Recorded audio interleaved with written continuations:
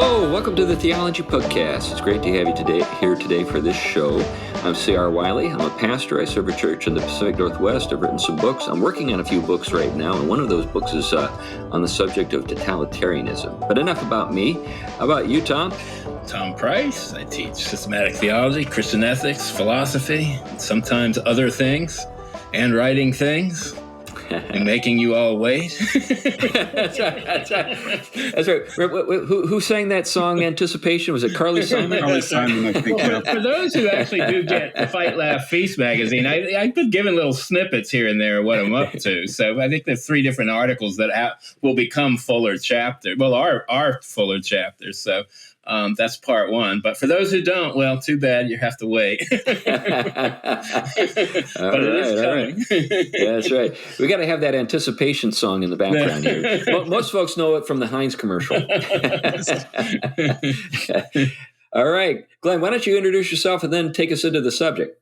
Okay, I'm Glenn Sunshine. I am a retired history professor specializing in early modern Europe, but also did a lot with medieval. That's going to come up. And I'm a senior fellow at the Colson Center for Christian Worldview and a ministry associate at Reflections Ministries. At the urging of several people, at least one of whom is on this podcast with me, I have decided that I need to start doing more with Twitter. And I am not a really serious twit about this, but I am on it. I ran across a thread that I thought was really interesting, which I then ended up sharing, and someone very helpfully ripped it up one side and down the other and referred me to another article which was on a similar kind of topic. And the guy, it seems to me, completely missed the point. But I'm rather grateful for having pointed out this other article as well. But what it was talking about is in the film version of The Lord of the Rings, the way Peter Jackson presented Aragorn is very, very different from the way Tolkien does. Now, I've got to say right off the bat, I like the film versions of The Lord of the Rings. I think there are some things I wish we can forgive you. We can forgive you, Glenn. We can forgive you. Yeah, we're magnanimous. We can forgive you. Well, thank you. We're heading in that direction. There are things that I consider kind of unforgivable in the movies. Oddly enough, I'm most pissed off about Treebeard, but be that, and there are other scenes that I think are just way overdone. But aside from that, I mean, I think they're really good movies. But they're not. In many ways, they aren't what Tolkien was doing with The Lord of the Rings. And Aragorn's character is one of the things that it was the thing that this particular article and this thread on Twitter highlighted. Now, in The Lord of the Rings, Aragorn clearly knows he is the king. He has the right to rule. It is, it's core to who he is, his self-concept and everything else. And he is moving forward basically to claim his right to be king. Now, when the filmmakers, when Jackson and his Philippa Boya, whatever the last name was there, when they were writing The Lord of the Rings, they looked at that and said, hey, we can't do that because we have seen too many people who have said, I am the man of destiny. I have the right to rule. I have the right to, do all of these things. It always ends badly. So we can't present them like that. People don't trust, given our history, people don't trust people who are like that. For making the film, it's a reasonable decision, I think, but it does really seriously distort what Tolkien was about with Aragorn. And the thing that these particular articles highlighted is an old virtue called magnanimity. And while we think of a magnanimous person, if we even use the word at all today, we think of it as someone who's kind of generous, who freely forgives people who wrong them, who's magnanimous in extending, forgiveness and all of that kind of thing. But it means something much bigger than that. That is, in fact, part of it, at least later on. But it means something much bigger than that. When you go back to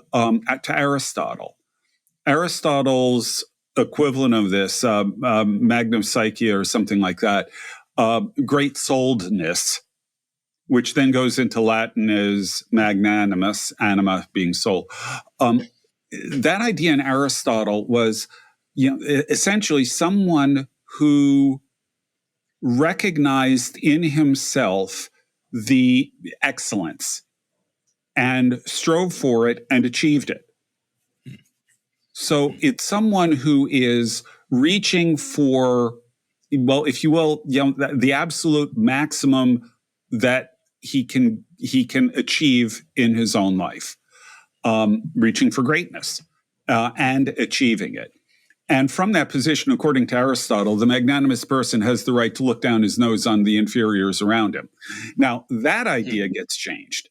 Yeah. When you get to Christianity, the Latinized version of it, of magnanimity, is then influenced by Christian ideals of humility and charity and love. And you get a different kind of perspective on it. But still, according to Aquinas, according to Aristotle, it was the chief of the virtues. And according to Aquinas, it is also very much essentially the chief of the virtues, as long as you add the humility and charity into it. What came to mind when you mentioned that is Lancelot in Camelot, his song. Semoi. Remember that? It's me. Semoi. Who's humbler than me? I'm far too noble to lie. That man in whom these qualities bloom, semoi tis I. I don't know the song at all. You can be grateful that I don't sing it. One of the significant shifts, I think, that is worth noting, especially for our theologically attuned audience, is the theological shift that does actually take place between Aristotle and Aquinas. And that is very significant because you rightly noted, for Aristotle as well as for Plato, not all humans were all that, even though they would talk about, human nature, human beings within a universal category, not everything participated that fully. And thus there is a hierarchy of significance based on who has actualized the better potential, right? Or who has the better gifts or endowments or virtues is more oriented to the good, the heroes or the saints, if you will. And so there is this kind of hierarchy, but the hierarchy is such that really you could only fully call human in the full sense those that were on the exceptional side. Christianity brought something in very different, that all humans made in the image of God, wherever you're placed, that doesn't mean you stay there, but it allows for humility to actually take on significance in relationship, even as one pursued excellences and higher virtues. So that connection is fundamental in terms of shifting from the pagan to the Christian. So I think, though, that many people, when they hear the term humility, they think that it's synonymous with self-deprecation. Yeah.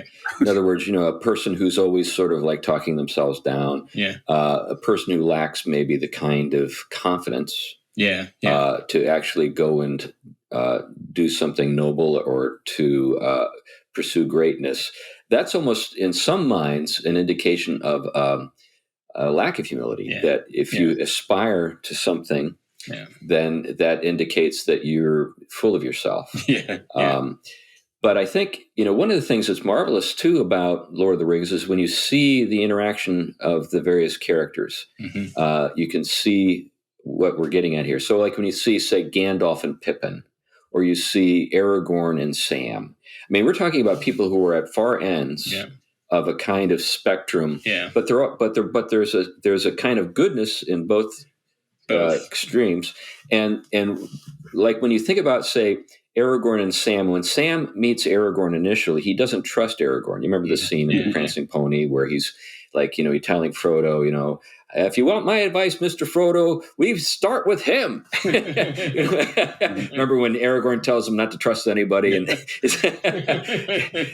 so, but Aragorn's response to Sam was, "You're a stout-hearted fellow, Sam Gamgee." Yeah. In other words, Aragorn doesn't take it as an insult. Yeah. Instead, he's able to see something in Sam that's noble, which is his devotion to Frodo. Yeah, and he applauds it, and he's not defensive. And in fact, he goes on to explain in a very patient way, who he is to the hobbits, and over time they grow in their appreciation for him. They see he really is all that, but he's not boastful. He's not pushy. So in a sense, I get what Peter Jackson and his writers were up to, because that's really where most of us would start, is with that notion that someone who's not self-deprecating. But we all know people who are self-deprecating but are slimeballs. Because self-deprecation can actually be a way in which you disarm people, so that you can get what you want. So even that can be false. Well, and it's a very much a temptation a lot in the Protestant world, because it's I'm nothing, God is everything. We get that, and I know what's trying to be said, but sometimes it's almost like it's almost as if there's a kind of pride in self-flagellation that doesn't recognize that God doesn't want you to sit around and just self-flagellate. It's just the first step is humility, recognizing that you owe all things to God, it's goodness and grace. Well, I would take the self-flagellant over some of the guys I'm thinking about anytime. Yeah, the conman in the pulpit. You know what I'm getting at? Yeah. The way I think to think about humility has less to do with what you think about yourself and more what you think about other people. Yeah. Mm-hmm. Yes. The antithesis of humility is in Latin superbia, which is translated into English as pride. Though interestingly enough, the word Aristotle uses for magnanimity has been translated into English as pride, because again, they're looking down their nose at other people because they're superior to them. But what superbia, what pride means in the context of the 7 deadly sins, is this desire to push yourself up ahead of everybody, to be superb, to be above them. And the opposite of that is humility. It's recognizing the goodness and the value of the people around you. It's, someone said that humility, this was attributed to C.S. Lewis, but incorrectly. Humility isn't thinking less of yourself, it's thinking of yourself less. And I think that there's a certain amount of truth there. You're not thinking about yourself, your own dignity, your own place, all of those kinds of things. You're thinking about the people around you. That's the core of humility. And when you look at Aragorn's character, he's got it in spades. He recognizes it in Sam. In all of these other interactions, he spends years, even though he's the rightful king, he spends years living out in the wilderness, protecting the Shire from people who think of him as being a ruffian and a vagabond, pretty much. Right. That's humility. It's thinking about the other people. And one of the things too, and I don't know how they could have accomplished this, and certainly Tolkien doesn't do it, up in an upfront way, but Aragorn is aware of sort of the colored history of Numenor. In other words, it's not as though the men of the West were all sterling and virtuous. There were the black Numerians, who were the evil, people from whom, the Witch King of Angmar and that whole sort of dark side of the men of the West. And who rose up as the enemy of Gondor and Anor and eventually became ringwraiths. I can't remember. I believe that the majority of the ringwraiths were Numerians, if I remember correctly. I think that's right. They weren't all, but the majority were. So what we're dealing with here is a guy who had plenty of reason to be, I guess, chastened. His own ancestors didn't necessarily conduct themselves. Think about Isildur, who took the ring for himself. He's Isildur's heir, right? So Isildur's Bane, but he's a descendant. Mm-hmm. So, there's stuff in Aragorn's ancestry that would give him, reason to know that you can go bad. Yeah, but Aragorn is equally aware that there's also greatness in lineage, which is the one that he's going to pursue. Obviously, he opts for the Elendil and sort of that side of things, and ardently opposes the Black Numenorians. Right. So Tolkien was well aware of this concept of magnanimity. He knew Aquinas really well. And actually, it appears that Aquinas shaped a lot of Tolkien's worldview that shows up in The Lord of the Rings. But along with Aquinas, we can also look at the development of the concept of chivalry generally in medieval Europe. And, originally, you'll see some overlaps as we go along here. But originally, chivalry was simply a warrior code. What it meant is primarily that you are going to be loyal to your lord. You are going to be brave. You are going to seek for strength and prowess in battle. All of those kinds of things, and you will treat members of your own group, that your fellow servants of your lord, you're going to treat them with honor and respect, and not cheat them or anything like that. It doesn't say anything about your enemies. Mm-hmm. It doesn't say anything about women and children, the weak, or anything like that. That's the original version of this. It's a warrior code. Then the church got involved in this, and the church began saying, yeah, you know what? You guys are the nobles. You're the people who protect society against its physical enemies, just like the church protects it against its spiritual enemies.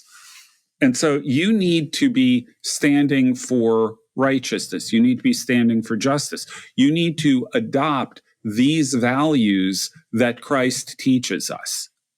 So you need to learn humility. You need to learn to protect the weak, protect women, all of these kinds of things that we associate with it. So just like this concept of magnanimity gets changed by the introduction of Christian virtues of humility and charity, so the chivalric code, which was itself ultimately connected to the idea of magnanimity, you want to be the greatest warrior you can be, gets infused with these other Christian ideals as well. And again, this is something Tolkien is really well aware of.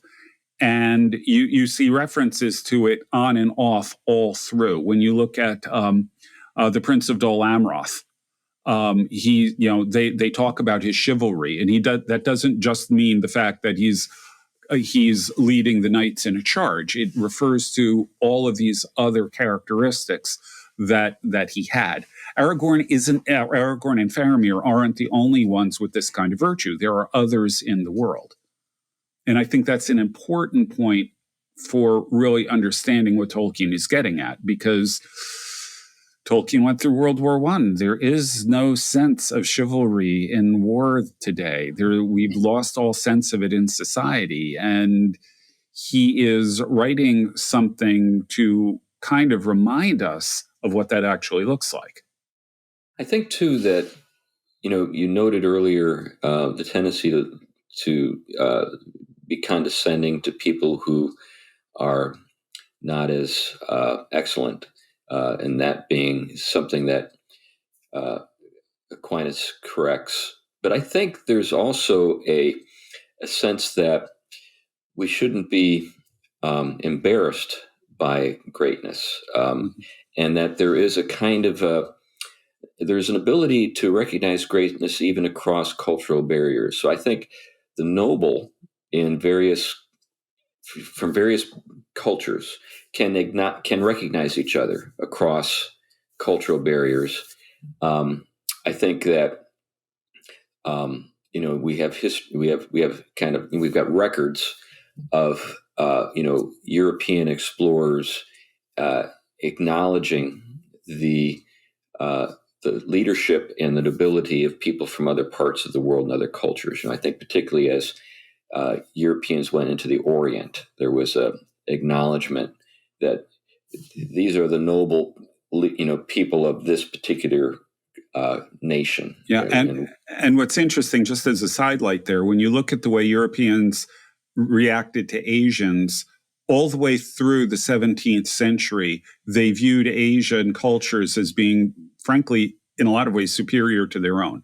Now, they weren't Christian, but other than that, they saw them as really, really high cultures. And it's only in the 18th century when Europe begins to get the ability to dominate these countries that you start getting them looking down on Asia. It only really begins in the 18th century.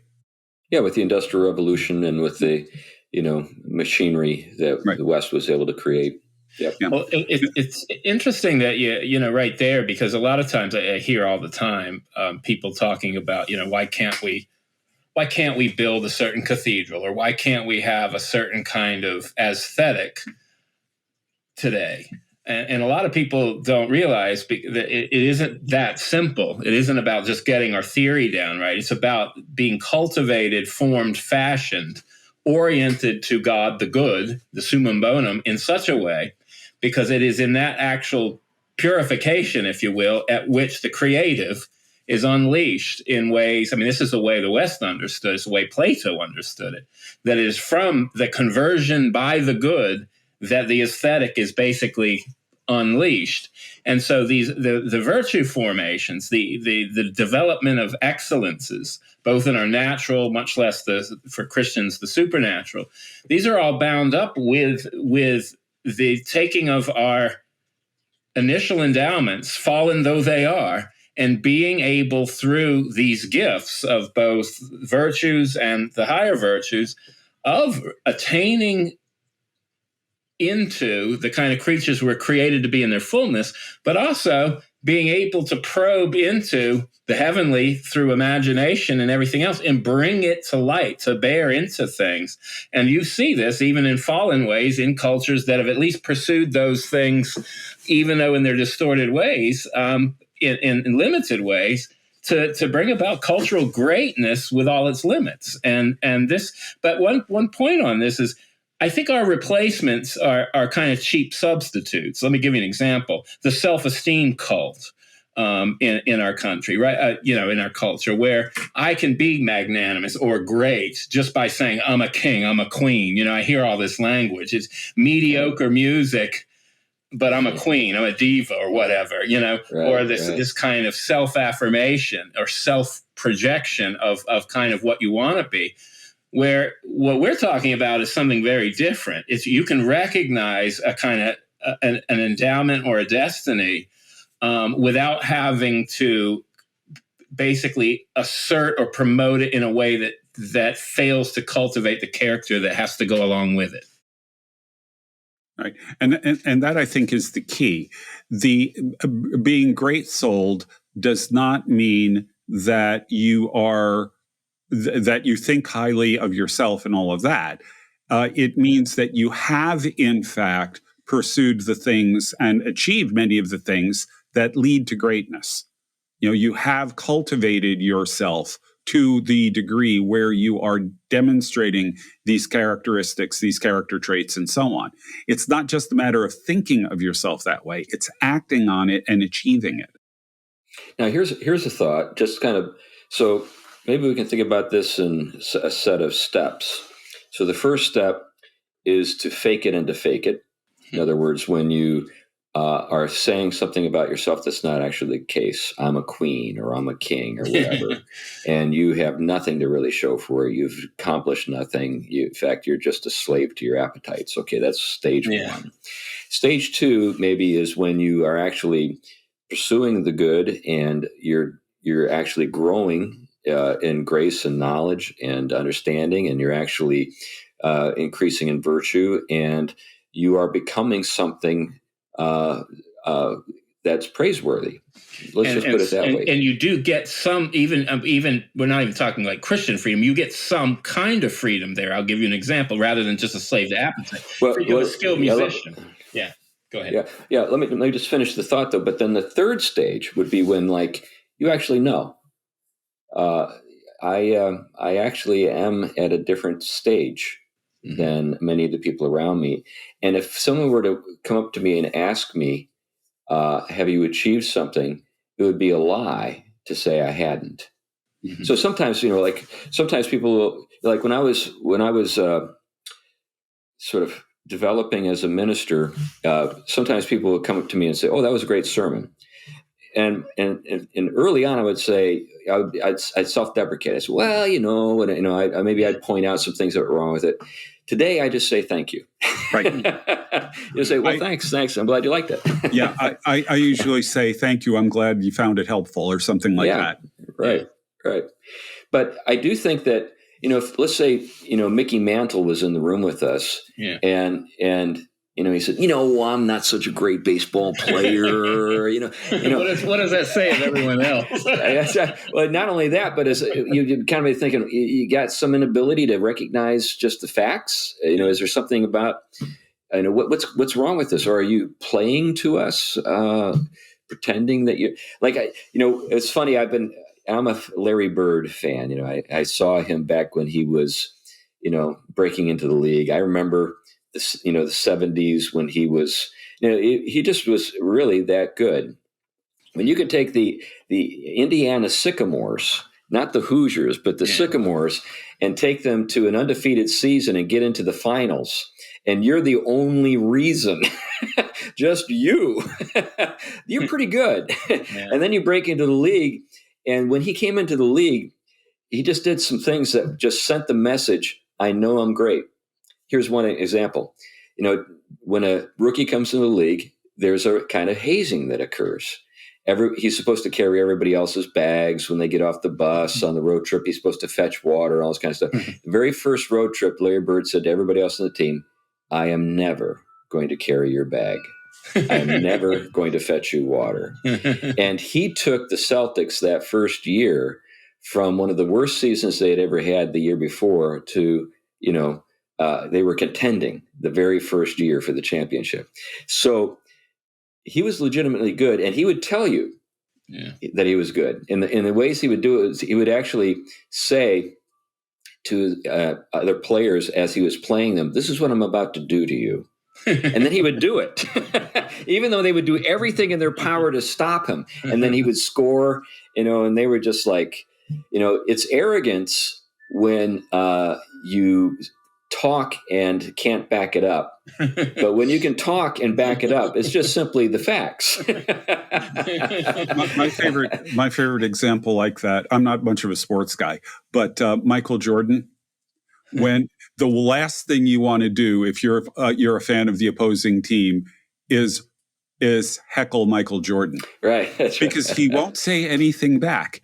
He will just destroy your team. That's right. Right. It just makes him better. But I guess this kind of gets at that. Does being humble mean you lie about yourself? If you really have achieved something? No, I would say no, because, lying is not virtuous and humility is. Well, and I mean, and I think this is something that, has always puzzled me, is that a lot, I mean, I'm again, speaking of it from a Christian angle here, that when you try to talk, to kind of exalt God by denigrating God's creature.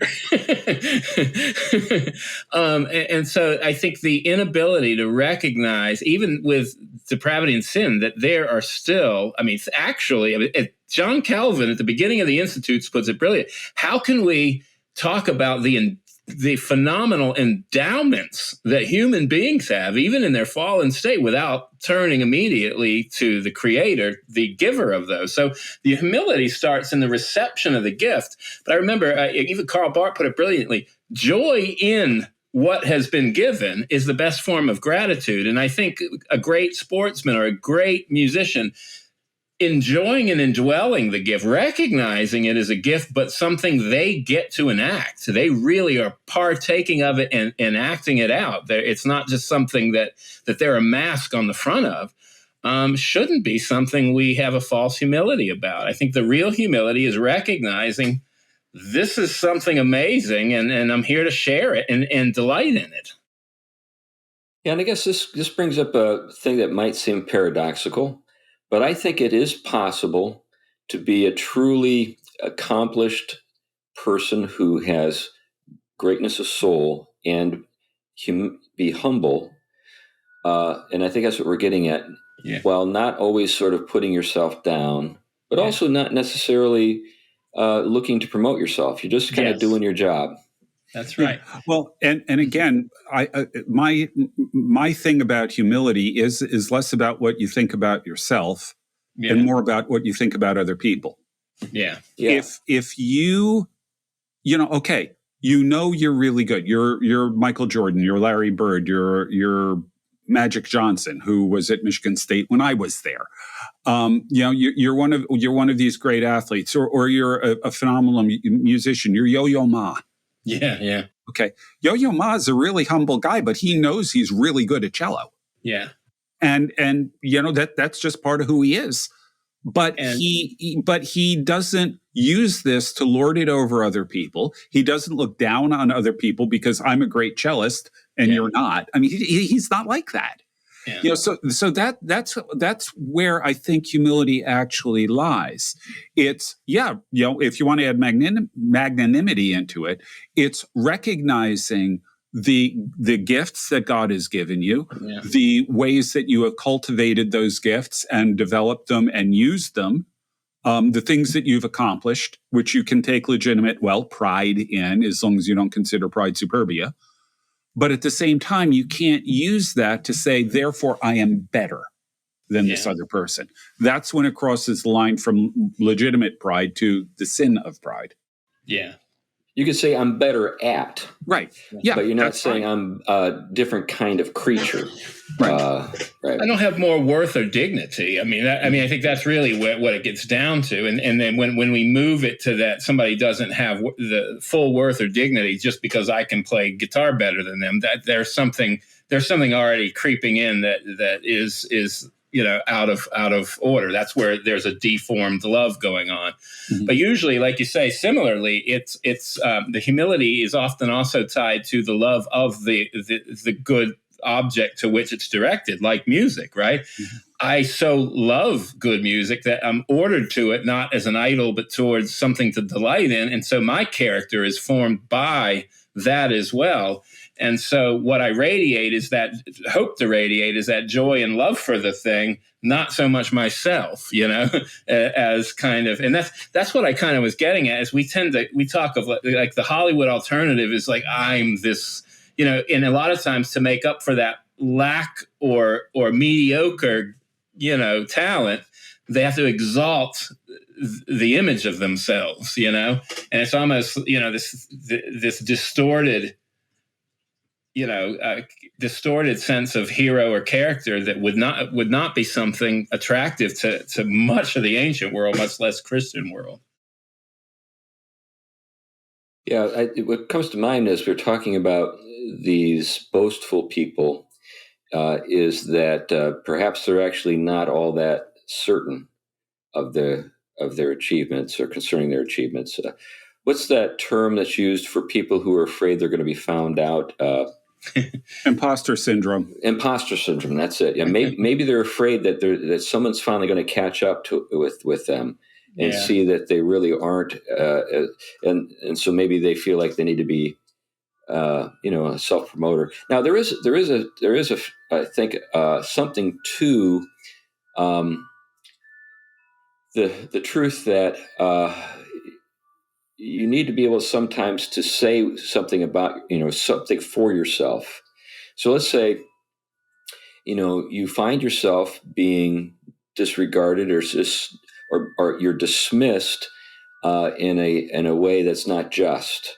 In other words, your achievements aren't acknowledged. Is it wrong to stand up for yourself at a moment like that? I don't think it is, and I'm assuming you guys wouldn't think it is either. But I think some people do think it is. Let's say you're an employee and you're working for a company. Now, obviously, you can get it wrong. You can say, you can think too highly of yourself, mainly because you're just not aware of your own shortcomings, and other people can see them.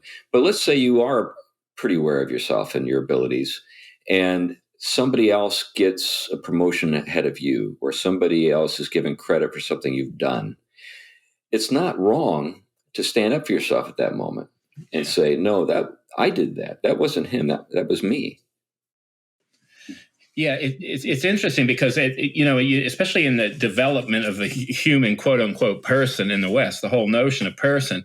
I mean, you can drive back. A lot of we'll talk about the Socratic notion, know thyself, and just as sort of a self-obsession. No, it really wasn't. It was a radical thing in the sense that humans have the capacity to self-reflection and growth because of that, and there's a proportioning that develops with a good knowledge of oneself. It is actually in the process of both suffering and in the process of virtue cultivation where you do start to get a healthy proportion of yourself. And I think when Christianity comes around, especially with Augustine, the doctrine of sin all the way down, if you will, there is this humbling side to the self, but then there is a way to begin to receive one's created gifts and endowments the right way so that one has proportionate judgments. So when you do evaluate yourself and say, you know what, you didn't recognize the fact that, last month I did actually knock the sales charts off at work. And right now you're just talking about the fact that I've had one bad month when for 6 years I've basically knocked the charts off. I think that's proportions, truth telling, and standing up for yourself, not failing to be humble. I think we do sometimes wrestle with, at what time do we have to stand up for ourselves? Is it worth it or not? But I do think there is. Getting back to Aristotle, this is something he talks about in Nicomachean Ethics.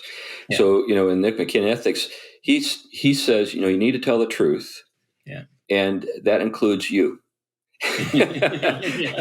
So if you truly are, the best in the room, don't lie and say you're not.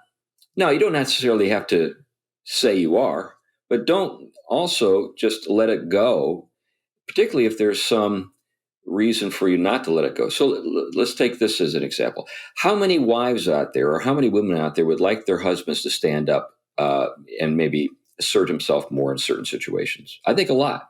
Yeah. And sometimes guys don't do that because maybe they're just conflict avoiders or something like that.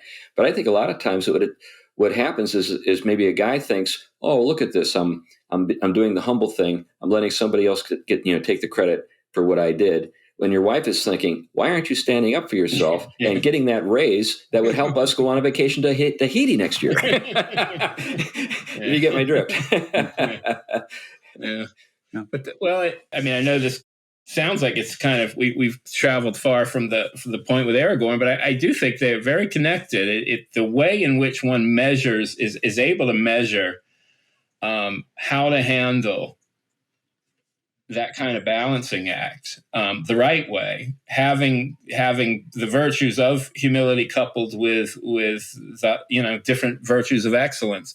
I think it is a lost art, if I could put it that way, because I think a lot of people, because we're removed from a lot of the formation now. I mean, we do still have it in some discipleship, but I think on the whole, the way of cultivating excellence, especially with warrior codes and the like, very removed from people. But I do think they often fall in extremes. It's either radical self-promotion and egoism, or it's appetites running both directions.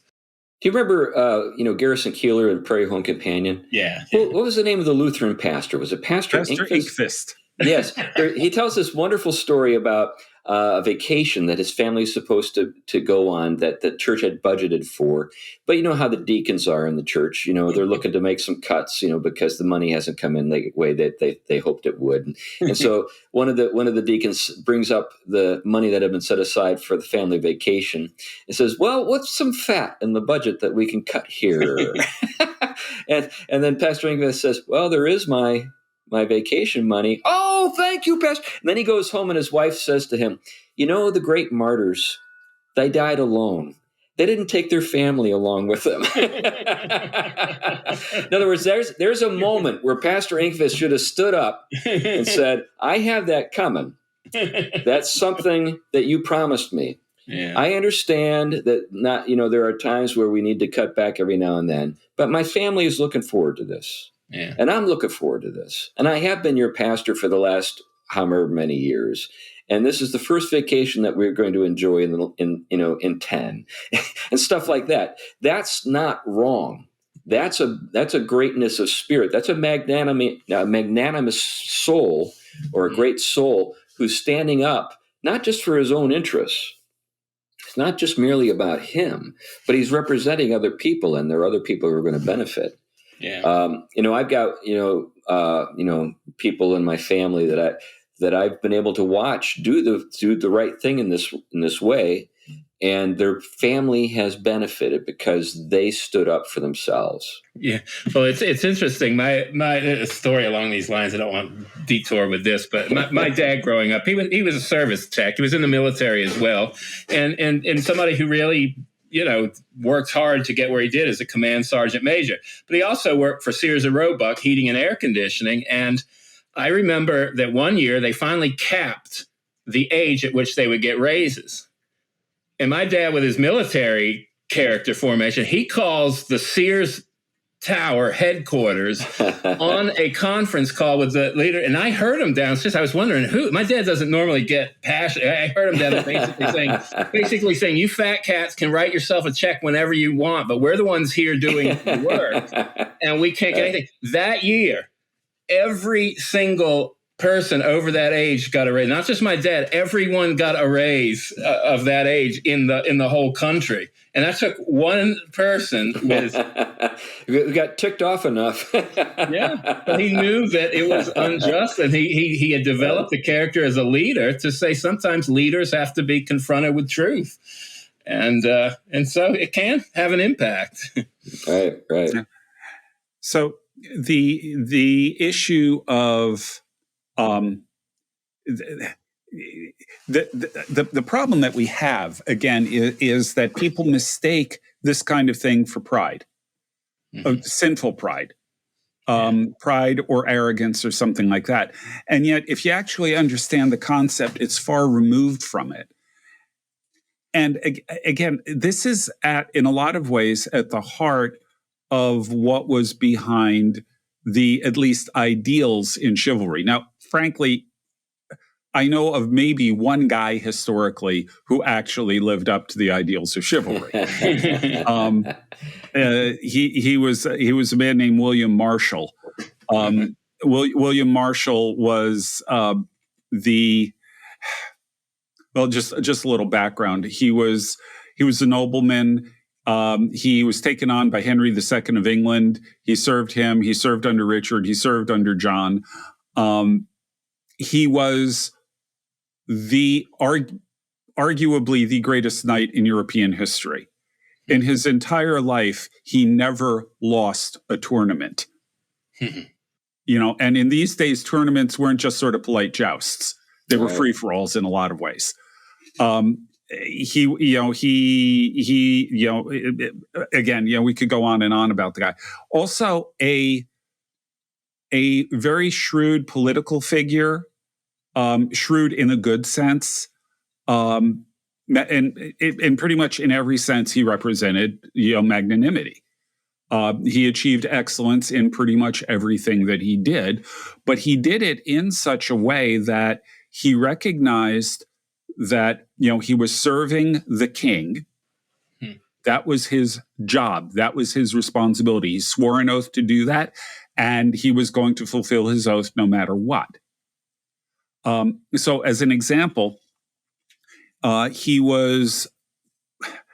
II had a son called Henry. He called him the young king. I'll call him Henry Jr. And Henry Jr. was named co-ruler with Henry. Henry Jr. was not happy with the fact that he didn't have more authority and power than he did, because Henry II really kept it in his own hands. So Henry Jr. revolted against his father. Now, the trick is Henry II had told William, I want you to let's dissolve your oath of fealty to me, and I want you to swear it to Henry, and I want you to sort of take him in hand. So Henry said, all right, William said, all right, I will do this. And he started serving under Henry. And when Henry Jr. revolted against his father, William advised against it, tried to talk him out of it. But when he did it, William fought on Henry's side. Henry died later. The revolt didn't succeed. Henry died later. And Henry II took William back, even though he'd fought against him, because he knew that for William, his oath was his absolute bond. If he had sworn to Henry, if Henry Jr. made a bad decision and William opposed it, he would still stay loyal and do his job. And so Henry II held no grudges, took him back. But at the same time, when John, all right, you go from Henry II to Richard the Lionheart to John. Henry had a lot of conflicts with John, but when it came time to sign the Magna Carta, I keep getting these William still stood next to John at the signing of Magna Carta. However, he had also worked with Langton, the Archbishop of Canterbury, to draw up the terms of the Magna Carta. So he is operating politically, working to achieve justice in the kingdom without abandoning John. So the guy is absolutely fascinating, and he is a great example. Georges Duby, a French historian, called him the flower of chivalry. He said, frankly, William was out of date in his own period. He was sort of a throwback to ideals that were largely disappearing in his own day. But it's a great example of what this looks like, this connection between chivalry and magnanimity. But isn't that something that we should remember, that ideals are always difficult to embody at any time? They may wax and wane. There may be points where they're waxing and more people are at least saying that there are things that we should strive for. And then there are other times when cynicism takes over, or the realist or the pragmatist or what have you.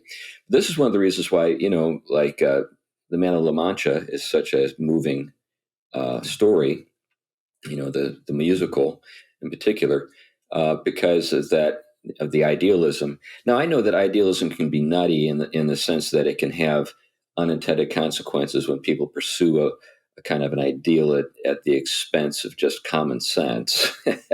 But what I'm hearing you say about William is that's not the case. This was a guy whose feet were on the ground, but his ideals were high, and he was able to sort of span the distance, dealing with the realities that he had to kind of live, within, and then keep his eye on the prize, so to speak.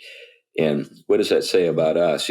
Sometimes, like when I'm known for my advocacy of the productive household, I know as well as anybody else that it's a difficult thing to do, particularly in our age with the industrialization and information economies and stuff like that. But that doesn't mean you don't try. It doesn't mean you don't do your best to try to make it work as best you can. It's almost as though people have this notion that if it's difficult, then you have an out. That, okay, we just don't have to do that because it's difficult. When in fact, if it's genuinely an ideal, if it's truly praiseworthy, then who cares? Well, obviously you care, but I mean, it's just something you do anyway. You pursue it. Well, that's another dimension of this is we don't cultivate, for a lot of reasons, virtues bound up with patience and endurance and stamina and sticking with things and pushing through difficulties. We may do it with one or two kind of ideals, but usually ones, again, we take the ideals that we know we never can achieve, like having a utopia through human technique, right? And we bloodbath things, but then the ones that are actually perfections that we can increasingly conform to, these are the ones we jettison. Right. And this is why I think you see in Scripture, for example, when Jesus talks to the Pharisee, you've painted the outside well, you virtue signal, but you haven't, your heart is disgusting. Well, similarly, you can easily get onto the right ideological bandwagon, but you are not someone who is actually, first of all, you won't get along and suffer beside the people that you claim to be for. They actually rather repulse you. But secondly, it takes, we can become we can flourish by pushing against the grain and suffering for good things to try to reach them. So getting back to Lord of the Rings, one of the things that's really evident in the story is that Sam knows that he's working class. Everything about his deportment. And he admires Frodo, who's clearly, as far as hobbits go, an aristocrat. I mean, he's about as aristocratic as a hobbit gets, I guess. But there's no resentment. There's no kind of fault finding on the part of Sam. I mean, Sam knows his master's limitations. He knows his weaknesses. But those aren't occasions for him to despise Frodo or to try to take something from him, but reasons for him to serve him more wholeheartedly. And who spans the distance, or who grows the most in the course of the Lord of the Rings? Isn't it Sam? When you get to the end, you're talking about one of the great characters in the story. Yeah, and Sam really, in a lot of ways, is the hero of the story. Yeah. It's one of the things people kind of miss, I think, sometimes. That wasn't just Peter Jackson doing that. He is genuinely. I mean, Tolkien even viewed him as a hero. Mm-hmm. And I think you can talk about Sam as being a person who is magnanimous. Yes. Who has, whether he would have seen it this way or not, who has reached for excellence and achieved it. Mm-hmm. And so Sam would be a magnanimous character who is also a character who is, you can't argue with his humility. Mm-hmm. Yeah. Although there is an edge to Sam that comes out at different points, like I noted earlier with Aragorn, mm-hmm. but also with Gollum. Mm-hmm. I mean, I think one of the things that may be kind of lost on us is when Sam and Gollum are interacting, they demonstrate they're actually from the same social class. Because there's a kind of understanding they have of each other, mm-hmm. But they both recognize the nobility of Frodo as being kind of of another class. Mm-hmm. Now you might say, well, Gollum does that because Frodo has the ring. I don't know. I think there's more to it. I think that he really does know that when it comes to the hobbits, that Frodo really is all that. He's another class. Yeah. And of course, the model for Sam was actually the subalterns that Tolkien knew in the trenches of World War I. Yeah, who were, well, frankly, like that. Yeah, that's right. Completely dedicated and not self-seeking at all, but always completely dedicated to the person that they were working under. Yeah, yeah. And very admirable people. Often they were. Tolkien certainly admired them. Yeah, very honest, hardworking, no guile. I think that's one of the things that we lose sometimes. I think one of the temptations of sophistication, of course, is guile. When you're not a sophisticated person and you're just unalloyed. I mean, you're just sincere. Yeah. Now you can be sincerely rotten. I've known some blue collar guys that are sincerely rotten, but I've known a lot of blue collar guys and gals who are sincerely great. Mm-hmm. Yeah. When I was in high school, I played Bill Sikes in Oliver, And I at that point in my life, I did barely controlled rage really well. But when they were talking about, character concepts, what are you working for? I said, I read Oliver Twist and I concluded that Bill Sikes is the only honest person in the whole thing. He knows he's rotten to the core, and he knows it, and has makes no bones about it. That's all there is to it. That's right. He's accepted himself. He's got high self-esteem. Right. So anyway, again, we used Tolkien as the difference between the book and the movie as jumping off point. You kind of understand why Jackson did what he did. I mean, and it, it works okay. But I think the vision that you get in The Lord of the Rings is something that we, in our zeal for realism, this is a lesson George R.R. Martin could learn. In our zeal for some sort of realism that takes into account, well, frankly, human corruption and depravity and all of that, we have lost sight of the aspirational aspect of literature.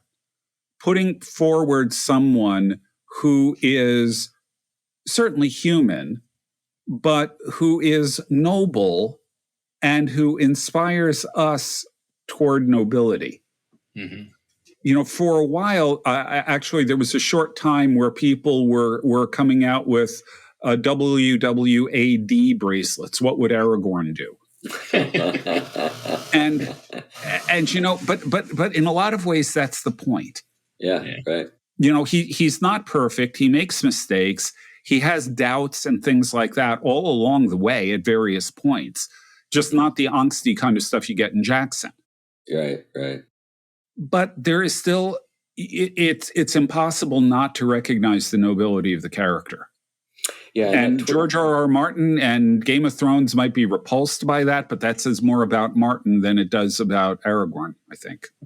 Yeah, well, I think a person like Martin, and I've not seen any of the Game of Thrones things, I've only heard accounts from people who have, but it strikes me as a person, the whole thing, this whole project strikes me as similar to the project that Philip Pullman has. So there's something about nobility that engenders both admiration but also rage. So if you're going to pursue a noble way of life and aspire to great things, there'll be people who admire you from a distance. But there are also be people who are just waiting for you to mess up and are really happy when it happens. Because there's something in human nature that can't bear the thought of someone else sort of rising to a level that you haven't risen to yet. And in the classic 7 deadly sins, that's the definition of envy. Right. Yeah. Envy is the flip side of pride, superbia. Pride says that I am going to push myself ahead of everybody else. Envy says I'm going to rip down anybody that I see as being in front of us. Yeah. In front of me. Right now, we are operating in a world where politics is driven by envy. Yeah. And it is a deadly sin. Yes. Yeah, that's right. That's right. I remember one time I was driving a guy, kind of a working class black guy around Boston. I can't remember why, but we were just in the car together. And he was complaining about what he referred to as the crab effect. He said, crabs, you don't have to put a lid on the crab barrel. The crabs will just keep pulling each other back in. And he said, that's the problem in a lot of poor communities. Nobody's permitted to succeed. Yeah. And because if someone succeeds, then everybody else knows they failed. So rather than have a few people succeed, we will have no one succeed. Yeah. And now they kind of try to talk as though all success is just accidental. Right. Yeah, that's just the other way to write it off, right? Yeah, and so again, but the motivation there is, you can see politically why that would be, significance to promote, because it keeps people that, the generations that want to keep control of things in place without any competition, right? If you make people, might as well give up because you're just doing it because of privilege, and that's evil. So don't try. Yeah. Yeah, and the only way you can demonstrate that you, are living down your privileges by favoring the envious. Yeah. And anyway, we've come to a thankless task. Yeah, and they'll eventually get you too, as the French revolutionaries discovered. Anyway, we've come to that point where we should wrap things up. We appreciate your interest in the Theology Podcast, and I believe that there will be this show will get out before we are conducting our live show in Memphis at the PCA General Assembly. We'll have a link to information on that in the show notes. Hopefully, if you're in the area, if you're there attending the assembly and you'd like to be with us, we'd love to see you. We're going to have George Grant with us. We're going to have Doug Groothuis with us. We're going to be doing a couple of shows, and it's going to be a great time. And it's going to be on Wednesday, the 14th. I believe it's the 14th. Don't have my calendar in front of me. But if you're going to General Assembly in Memphis, you know what I'm getting at. Wednesday. But we'll get the word out in terms of where we'll be, and we hope to see you there. Anyways, too, if you are interested in supporting the Theology Podcast, we have a Patreon page, and those gifts that people give every month pay the bills. So thanks again, and bye-bye. Bye-bye. Bye.